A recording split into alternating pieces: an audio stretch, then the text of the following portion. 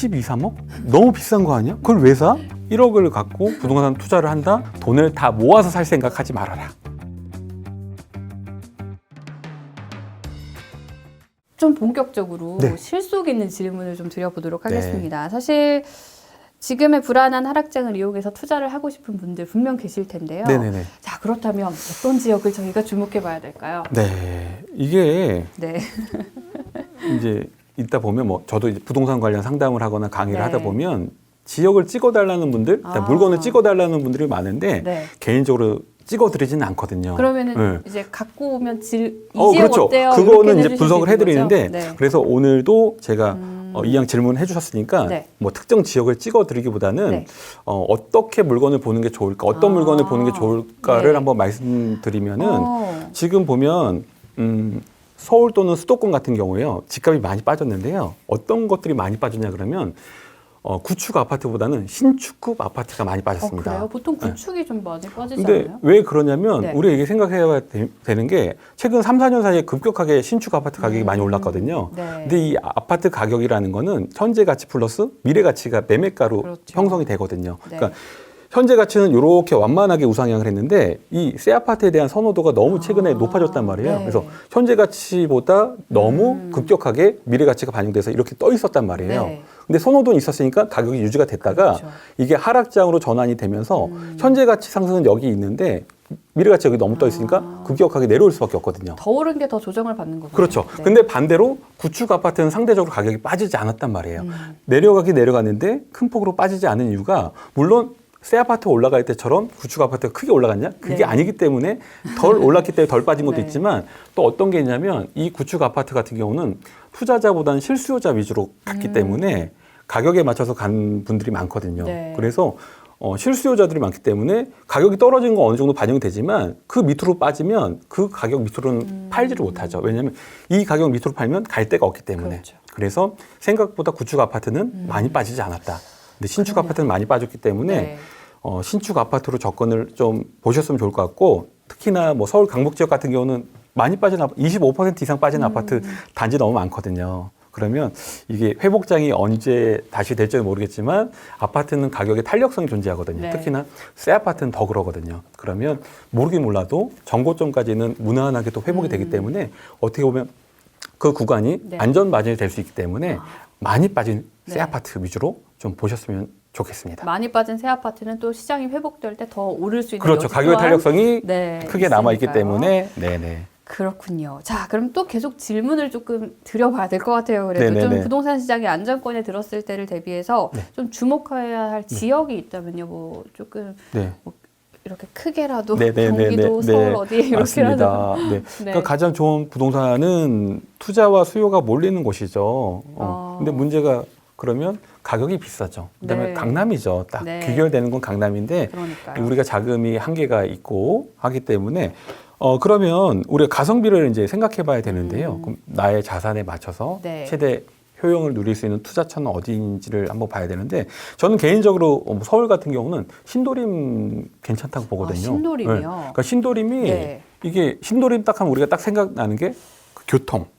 그러니까 모든 지하철이 다 오고 뭐 GTX도 들어오고 막 네. 하거든요. 그러니까 교통은 뭐 말할 것도 없어요. 그다음에 강남과의 그 거리 접근성도 너무 양호하고요. 그다음에 생각보다 교육 환경이 좋아요. 그래요? 네. 학군이 좋나요? 학군이 거기가? 거기가 신도림 네. 중학교도 나름 평판이 괜찮고요. 그다음에 제일 좋은 게 뭐냐면 신도림에서 안양천만 건너면 바로 목동이거든요. 그러네요. 그렇기 때문에 목동이 있구나. 학원 셔틀이 네. 다 이용이 가능하기 때문에 맞벌이 부부들이 강남으로 출퇴근하는 맞벌이 부부들이 네. 아이 키우면서 그냥 무난하게 가성비 있게 살기 좋은 동네거든요. 그러니까 그 동네는 뭐 특별한 호재, 물론 교통이랑 호재는 늘 살아있지만 네. 그거를 뭐 반영하지 않더라도 실수요자가 계속 꾸준하게 유입이 되기 때문에 임대가가 매매가를 밀어 올리는 이런 지역이거든요. 네. 그래서 이런 물건 같은 경우, 이런 지역 같은 경우는 장기적으로 보유하고 있으면서 꾸준하게 수익을 낼 수 있는 괜찮은 지역이고 생각보다 신도림이라는 동네는 다 들어보셨겠지만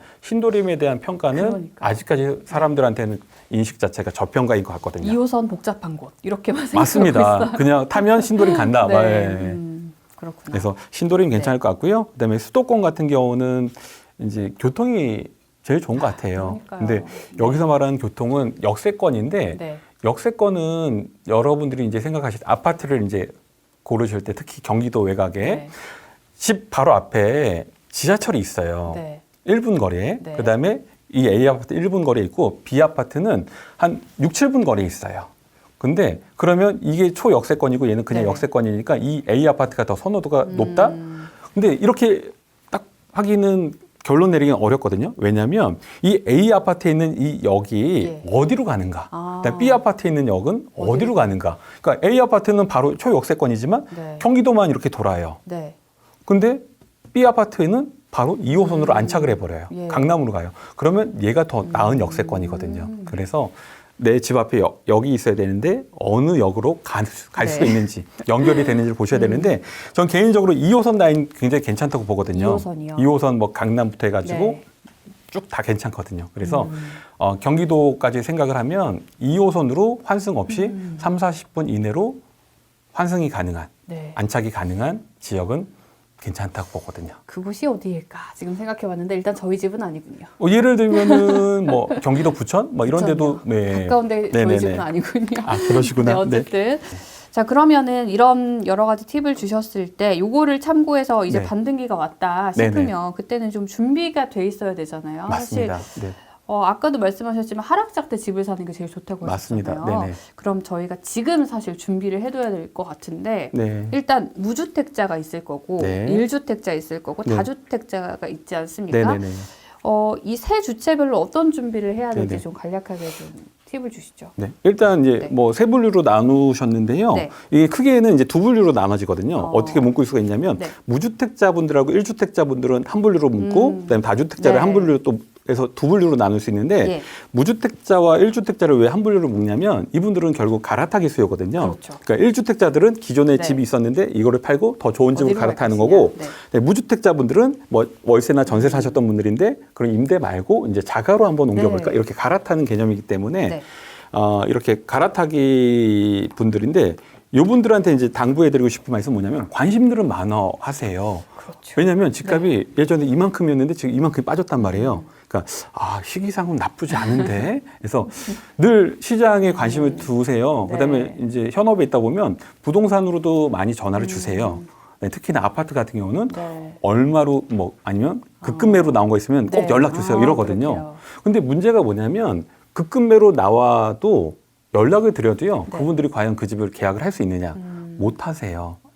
왜? 금리 때문인가요? 아니요, 금리 때문이도 있지만 네. 준비가 안 돼 있어요. 준비가. 그러니까 여기서 말하는 준비는 이제 스탠바이가 어느 정도 돼 있어야 네. 되는데 급급매라는 거는 말 그대로 시세보다 저렴하게 그렇죠. 나와서 이거는 바로 팔릴 수 있는 거거든요. 빨리 팔고 싶은 맞습니다. 분들이 그리고 되는 거니까요. 지금 뭐 아무리 하락장이라고 하지만 거래가 아예 없는 건 아니고요. 네. 급매 또는 급급매로 나온 거는 거래가 그래도 되거든요. 네, 세일 기간에 맞습니다. 이용하시는 분들이 네. 좀 있구나. 그러면 네. 저희가 생각할 때는 급급매가 정작 나와서 연락을 네. 드리면 이분들 못하는 이유가 뭐냐면 본인들의 준비가 안 돼 있어요. 무슨 준비가 안 돼 있냐면 본인이 살고 있는 집이라든가 이게 팔리지도 그쵸. 않았고 아예 내놓지도 않은 네. 분이 있어요. 그러니까 막연하게 내가 갈아타야지 네. 금액이 많이 빠졌으니까 너무 좋아. 뭐 이런 생각은 갖고 계시고 관심은 너무 하시고 막 집도 보러 오세요 실질적으로. 네. 근데 집을 보시면 뭐 하냐 이거예요. 자기 집이 안 나갔는데. 그렇죠. 네. 뭔가 여분의 돈이 있거나 네네네. 그 준비가 되어 있어야겠군요. 네네. 그래서 하락장일 네. 때는 갈아타기가 정말 좋긴 좋은데 단 갈아타기를 지금 고려하시는 분들은 스탠바이, 그러니까 실탄이 네. 장전돼 있어야 된다. 그래서 좋은 물건이 나오면 바로 계약금 쏠 수 있는지.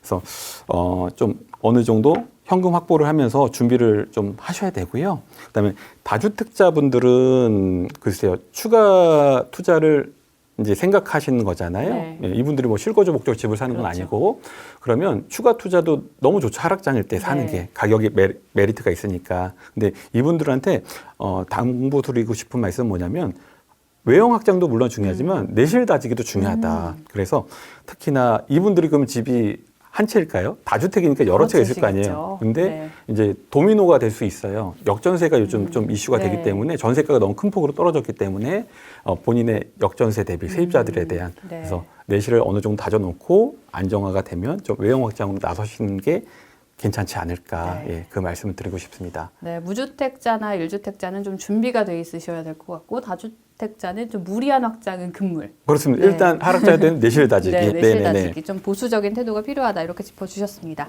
저도 사실 1주택자지만 네. 좀 다른 데로 가고 싶은 마음은 항상 있습니다. 네네네. 왜 제가 사려고 보면 네. 마땅한 곳이 없을까요? 그렇죠. 너무 비싸고. 왜 그런가요? 네. 돈이 없어서일까요? 어떻게 보십니까? 왜냐하면 네. 전 개인적으로 두 가지 이유가 크다고 봐요. 어떤 건가요? 우선 첫 번째 뭐냐면 네. 옛날 가격에 대한 생각을 못한다.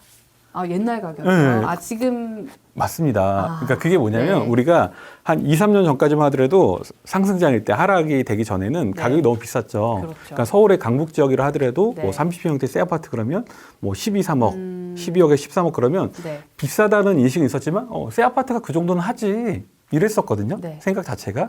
근데 지금은 가격이 쭉 빠지니까 12, 3억? 너무 비싼 거 아니야? 그걸 왜 사? 이렇게 되거든요. 네.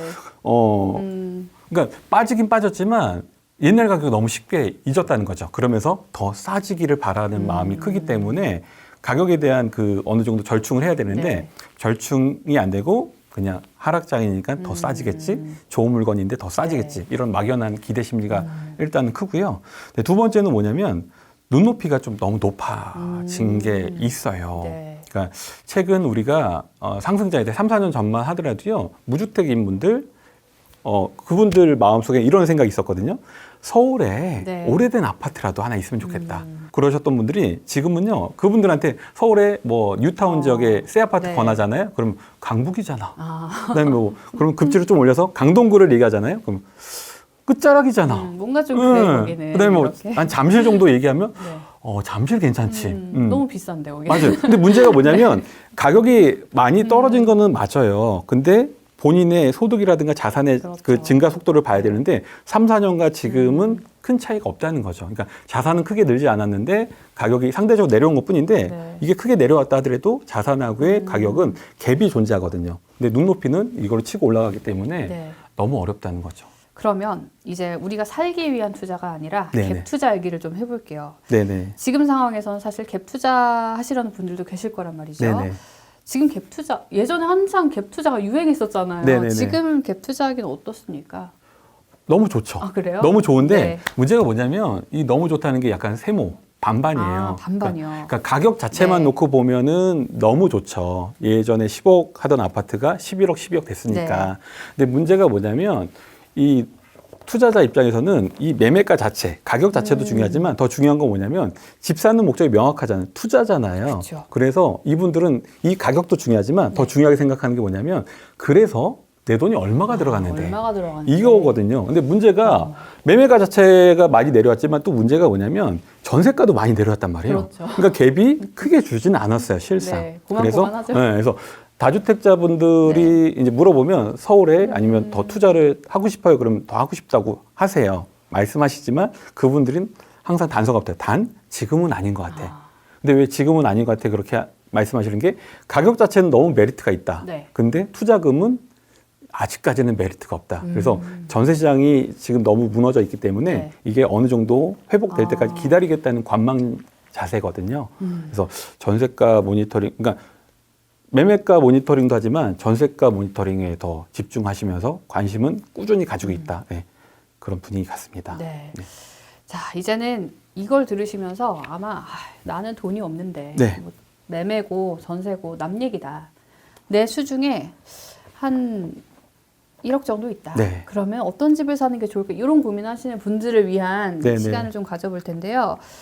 자, 진짜로 한 뭐 네. 여러 가지 변수는 있겠습니다만 지금 한 1억 정도 갖고 있는 분들 네네. 집을 살 수는 있을 텐데 네네. 어디에 어떻게 집을 살 수 있을지 좀 네. 조언을 해주신다면요. 이게 1억이라는 네. 돈이 참 그래요. 적은 돈은 아니죠. 그다음에 1억을 우리가 모으려고 하면 몇 년이 걸릴지 힘들죠. 몰라요. 네. 네. 근데 또 이게 참 너무 가슴 아프게 1억을 갖고 부동산 투자를 한다? 그러니까요. 또 마땅히 할 만한 데가 없거든요. 집 살려고 보면 또 너무나 초라해지는 네. 금액이기도 하고요. 맞습니다. 네. 그래서 저는 개인적으로 투자금이 소액일수록 좀 투자와 거주를 분리하셨으면 좋겠어요. 그러니까 집값이 비싼 이유는요. 네. 집값은 두 가지 가격이 합쳐진 가격이거든요.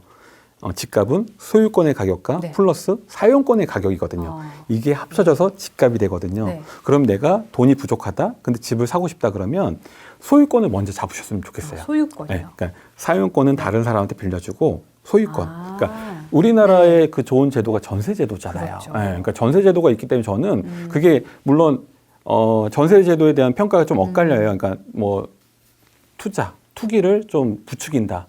그러니까 내 돈 얼마 안 들이고 네. 집을 사서 이렇게 시세 차익을 보는 뭐 네. 그렇게 안 좋게 보는 시각도 있지만 저는 또 긍정적으로 보는 시각은 뭐냐면 소액으로 정말 젊은 층이 집을 살 수 있는 좋은 방법이 될 수 있다고 생각을 하거든요. 네. 그래서 그리고 일단 전세가 자체가 아무리 빠졌다 하더라도 50% 이상은 다 되거든요. 그다음에 이게 전세가 계속 올라가면 뭐 7, 80%일 때도 있었고요. 그 얘기는 뭐냐면 소유권은 사용권의 가격보다 항상 비중이 저렴했었거든요. 네. 그러면 소액으로도 집 접근이 가능하기 때문에 투자와 거주를 좀 분리해서 선 소유권, 후 사용권 네. 이런 개념으로 접근하시면 1억이라는 돈을 활용하면 그래도 살 수 있는 집은 있다. 그러면 이렇게 투자를 하려고 했을 때 좀 주의해야 될 점도 짧게 짚어주실까요? 일단 네. 집을 살 때 저는 투자, 그러니까 그 집을 사는 목적을 좀 명확하게 하셨으면 좋겠어요. 그러니까 집을 사는데 네. 실거주 목적으로 사는지 아니면 투자 목적으로 사는지 투자 목적으로 산다고 하면 또 시세 차익을 기준으로 사는 건지 아니면 수익형을 바라고 사는 건지 그래서 그 목적에 따라서 네. 접근할 수 있는 종류 가격이 너무 다양해지기 때문에 일단 그 투자의 목적을 네. 집 사는 목적을 명확하게 해라. 그거고요. 두 번째 뭐냐면 투자자분들한테 드리고 싶은 말씀은 좋은 부동산을 많이 가지고 있으면 좋아요. 네. 좋은데 단 나이에 맞게. 아, 나이에 맞게 하는 거. 이게 무슨 얘기냐면 우리가 이제 근로소득이 한참 뒷받침되는 3, 40대, 네. 50대 초반까지는 근로소득이 딱 뒷받침되기 때문에 이때는 한 달에 월세 100만 원, 200만 원 물론 이것도 큰 돈이지만 네. 그게 크게 나의 자산에 기여하지는 않아요. 예. 그러면 이때는 3, 40대는 좀 공격적으로 시세 차익형 부동산으로 자산을 좀 판을 키우고요. 그리고 이제 근로소득 고점을 찍고 네. 점점점 하향, 그다음에 없어지는 시점 50대에서 네. 60대로 갈수록 시세 차익형보다는 수익형 부동산으로 수익형으로. 자신의 근로소득을 대체해 줄 수 있는 그런 부동산을 준비하시는 게 좋을 것 같습니다. 그래서 나이에 맞는 부동산을 관심을 갖고 네. 투자하자. 네. 너무 좋은 그림이네요. 네, 맞습니다. 공격적으로 하다가 이제 네. 조금 어느 정도 은퇴식이 되면 맞습니다. 수익형으로 좀 그러니까 일단 판을 소득을, 키워놓고 네. 그다음에 근로소득이 없어졌을 때를 네. 대비해서 근로소득 대신할 수 있는 월세를 받는다. 네. 네. 근데 저 같은 이제 MZ 세대들 네네. 한 20, 30대 저는 뭐 20대는 아닙니다만 20, 30대 직장인 같은 경우에는 네. 사실 이런 얘기를 해요. 네. 우리가 무슨 부동산이냐. 네네. 주식이나 코인이나 하자. 왜냐하면 네. 상대적으로 소액으로도 가능하니까. 그래서 사실 몇 천만 원 정도 보유하고 있는 분들이 부동산 투자를 아예 엄두도 못 내는 경우가 있는데 네. 어떻게 생각하시나요? 전문가로서 네. 몇 천만 원으로도 성공적인 부동산 투자 가능하다고 보십니까? 네. 가능하죠. 가능합니까? 왜냐하면 저는 일단 네. 희망을 줘야 되기 때문에 주세요. 가능하다 말씀드리고 네. 싶고요. 근데 여러분들이 이거를 한번 생각해 보셔도 좋겠어요. 집값은 물론 비싸요. 예. 그다음에 예나 지금이나 비싸고 앞으로도 비쌀 거예요. 안타깝지만. 네. 근데 또 중요한 건 뭐냐면 예전에도 집을 사시는 분이 있었고 지금도 집을 사시는 분이 있고 미래에도 집을 네. 사시는 분이 분명히 존재해요. 그러니까 본인의 의지가 집을 사겠다, 투자를 하겠다는 의지가 가장 중요하고 그다음에 또 이거를 생각해 보셔야 돼요. 한 번에 180도가 바뀌는 재테크는 없거든요. 근데 젊은 층일수록 네. 그다음에 본인이 상대적으로 좀 늦었다고 생각될수록 한 번에 많은 걸 변화시키를 원하거든요. 네. 그러면 많은 노력은 당연히 필요하고요. 또 많은 돈이 필요하거든요. 그래야 수익률도 덩어리를 더 키울 수 있기 때문에. 근데 재테크는 절대 한 번에 180도 바뀌는 게 없거든요. 거의 불가능하거든요. 그러면 중요한 게 뭐냐면 네. 작은 것부터라도 하나씩 변화를 시키는 거죠. 네. 시도를 하고. 그러면 그게 쌓이고 쌓이다 보면 어느 순간 돌아보면 상당히 크고 많이 이루어져 있거든요. 네. 근데 너무 조급함이 크기 때문에 그다음에 뭔가 빨리 이루고 싶다는 특히나 지금은 하락장이가 뭐 그렇진 않지만 2, 3년 전 상승장일 때는 조급함이 너무 컸거든요. 그래서 빨리 뭔가 해야 된다, 빨리 많은 걸 이뤄야 된다 이런 생각이 있었는데 오히려 그게 더 악영향을 미쳤거든요. 네, 그게 독이 될 수 있죠. 네, 그래서 한 번에 많은 걸 바꾸려 하기보다는 나눠서 순차적으로 자신의 역량에 맞게 가자. 그러면 네. 생각보다 많은 게 변해 있다. 네. 이 말씀드리고 싶습니다. 오늘 매일매일 조금씩의 노력이 앞으로 네. 큰 그림을 네. 바꿔줄 것 같습니다. 그래서 이런 영상도 좀 보시고 우리 부동산 아저씨도 좀 관심 있게 책도 읽고 네, 감사합니다. 그렇게 해야 네, 될 것 같은데요. 네. 그리고 하나 더 질문 드리고 싶은 게 청약입니다. 젊은 층들은 청약 통장에 대한 기대감도 많이 갖고 계시고 맞습니다. 네. 상대적으로 그게 꼭 있어야 돼. 저만 해도 유진하고 있는데 네.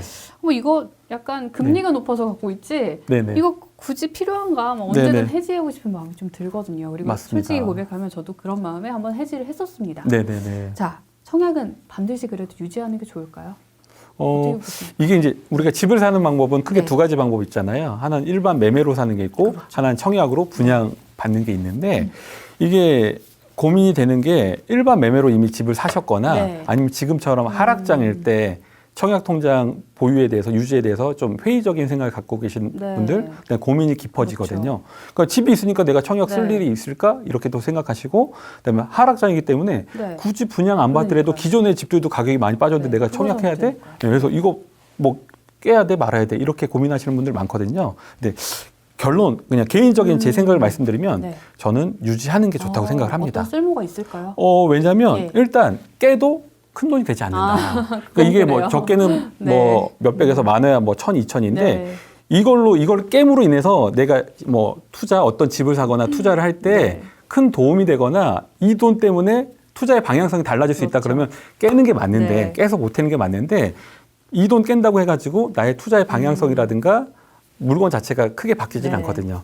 그러면 그냥 보험용으로 하나 정도는 놔두는 게 좋고 네. 그다음에 또 그런 거 있습니다. 언젠가는 쓰게 될지도 모른다. 인생은 또 모르는 거니까. 맞습니다. 네. 이게 저도 이제 결혼하면서 이제 집을 구입해서 자가로 시작을 했기 때문에 네. 청약 통장 이거 깰까 말까 고민 많은데 지금도 가지고 있거든요. 갖고 계시니까. 네. 근데 네. 요즘 같은 시장 보면 줍줍이가 또 됐잖아요. 그렇죠. 그러니까 제가 2, 3년 전까지만 해도 야, 서울에 무슨 줍줍이가 어디 있어? 다 그냥 완판이지. 그리고 우리 같은 유주택자가 어떻게 청약에 안 돼? 네. 막 그랬는데 또 돌고 돌거든요. 한 집에 한 세대에 두 채 드시는 분들도 있더라고요. 맞습니다. 네. 그래서 깨도 큰 돈이 아니기 때문에 보유하는 게 맞을, 네. 유지하는 게 괜찮을 것 같고, 그다음에 또 언젠가는 사용할 수 있는 기회가 네. 올 수도 있다. 네. 네, 긴 그림에서 봤을 때는 청약도 유지하는 게 좋겠습니다. 자, 이제 질문이 거의 막바지로 접어들었습니다. 중요한 질문. 내 집 마련할 때 이거 하나만 기억해라 한다면 어떤 걸 좀 제안해 주시겠습니까? 저는 네. 한 가지, 두 가지 두 가지요? 두 가지 감사합니다. 말씀드려요. 일단 하나는 좀 전에도 말씀드렸는데 네. 주변에 집을 못 사시는 분들의 특징이 있어요. 어떤 그 거요? 특징이 보면 여러 가지 특징이 있는데 두 가지가 있거든요. 네. 그 두 가지만 피하시면 집을 빨리 살 수 있다. 궁금하네요. 네. 우선 첫 번째 네. 뭐냐면 서두에도 앞서 말씀드렸듯이 눈높이가 너무 높아요. 눈높이가 그러니까 높다. 눈을 좀 낮춰라. 맞아요. 이 눈높이는 그러니까 예. 첫 집에 대한 누구나 로망이 있어요. 그렇죠. 이왕이면 네. 서울에 신축급에 뭐 역세권 30평. 네.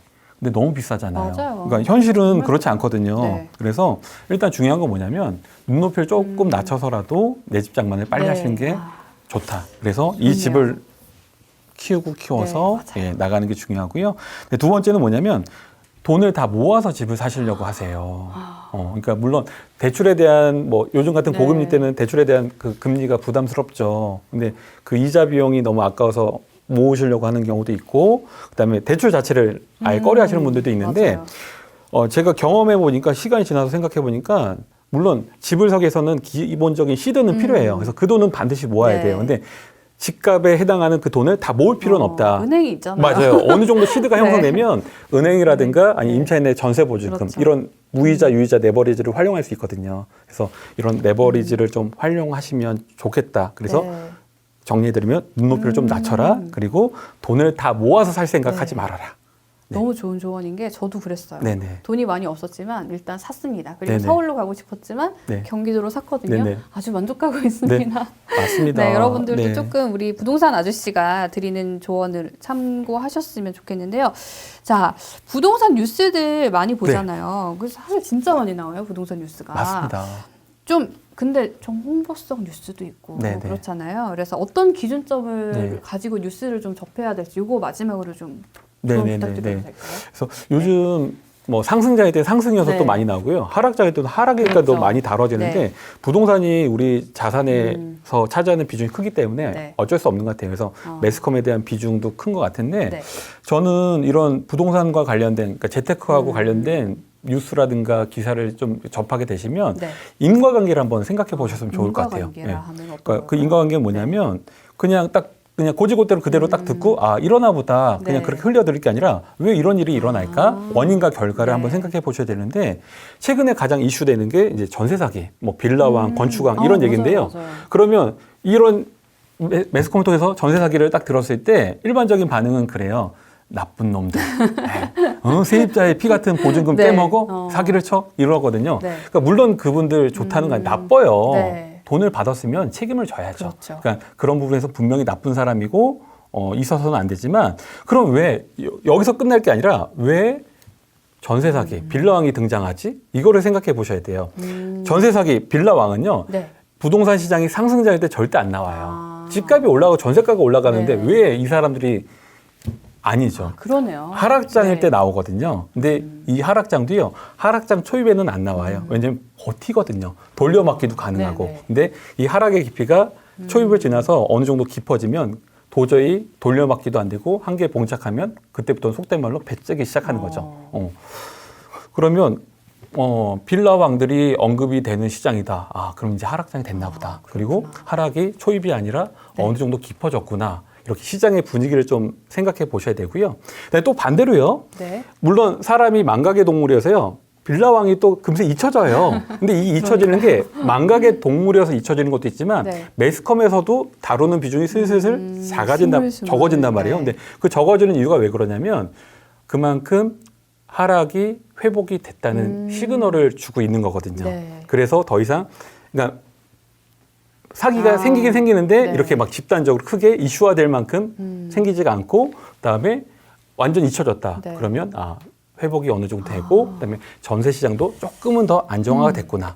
이런 시그널로 좀 꼬리에 꼬리를 물어서 생각해 보실 필요가 있다고 생각합니다. 그래서 액면가 그대로 딱 듣고 쟤 나빠. 이거 좋아. 이렇게 생각하시는 것도 물론 중요하지만 또 부수적으로 그 원인과 결과까지 한번 생각해 보셔서 네. 현재 시장에 대입을 해보는 것도 좋다. 네. 이렇게 말씀드리고 싶습니다. 자, 그런 인사이트를 좀 얻을 수 있는 거죠. 우리 부동산 아저씨와 함께하면. 네, 맞습니다. 네. 네. 자, 오늘 우리 부동산 아저씨 김병권 작가님 모시고요. 2023 네. 부동산 시장 전망부터 좀 실질적인 부동산 투자 얘기까지 쭉 나눠봤는데요. 저희가 짧지 않은 시간 동안 많은 정보를 좀 재밌게 들어서 많은 도움이 됐거든요. 마지막으로 한 말씀 부탁드립니다. 네. 여러분들 하락장이어서 다들 힘드실 겁니다. 그래서 집이 있으신 분들은 집값이 떨어져서 힘들고 네. 또 집이 없는 무주택자분들은 집을 사고 싶은데 집값이 어떻게 될까? 더 떨어질까? 유지가 될까? 이런 부분 걱정 관심이 많으신데요. 결국 부동산은요. 장기적으로 놓고 보면 제 경험상 우상향은 맞는데 이게 사이클을 그리면서 가거든요. 그래서 지금처럼 하락이 있으면 또 언젠간 또 상승이 있고 이게 계속 반복이 되기 때문에 너무 힘들어하지 마시고요. 이 하락이 또 어떻게 보면 누군가에겐 기회가 될 수 있거든요. 그래서 여러분들에게 이 시간 잘 이겨낼 수 있는 시기가 됐으면 좋겠고 또 행복한 재테크 계속해서 이어나가셨으면 좋겠습니다. 우리 부동산 아저씨 김병권 작가님과 한 시간 아쉽지만 여기서 마무리하도록 하겠습니다. 오늘 출연해 주셔서 진심으로 감사드리고요. 다음에 또 상승작 때 뵙도록 하겠습니다. 초대해 주셔서 감사합니다. 네, 고맙습니다. 네, 감사합니다. 네. 네. 자, 부동산 아저씨 김병권 작가님과 함께한 경제 핫스팟 오늘은 여기서 마무리하고요. 저희는 다음번에 또 다른 인사이트 가진 게스트와 함께하도록 하겠습니다. 고맙습니다.